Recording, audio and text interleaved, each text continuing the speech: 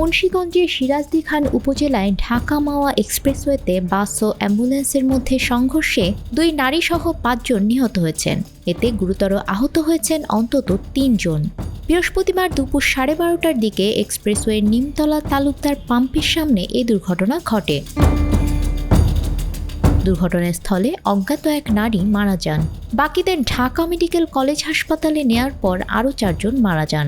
তারা হলেন সামাদ ফকির, ছেলে বিল্লাল ফকির, মেয়ে আফসানা এবং অ্যাম্বুলেন্স চালক মাহবুবুল।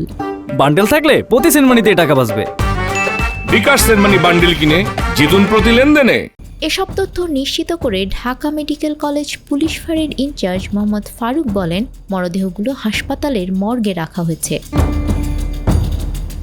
নিহতের স্বজনরা জানিয়েছেন, নিহত বিল্লাল ফকিরের স্ত্রী রোজিনা অন্তঃসত্ত্বা। তাকে রাজধানীর গ্রিন রোডের একটি হাসপাতালে নিয়ে যাচ্ছিলেন। অ্যাম্বুলেন্সে বিল্লালের পরিবার ও শ্বশুরবাড়ির প্রায় 10 জন ছিল। ঢাকায় আসার পথে অ্যাম্বুলেন্সটি মুন্সিগঞ্জের নিমতলী এলাকায় এসে চাকা পাংচার হয়ে যায়। পরে গাড়িটি সাইড করে সেই ত্রুটি সারছিলেন। এ সময় একটি বাস পেছন থেকে এসে অ্যাম্বুলেন্সটিকে ধাক্কা দিলে এ দুর্ঘটনা ঘটে। নিউজ ডেস্ক, আমাদের সময়।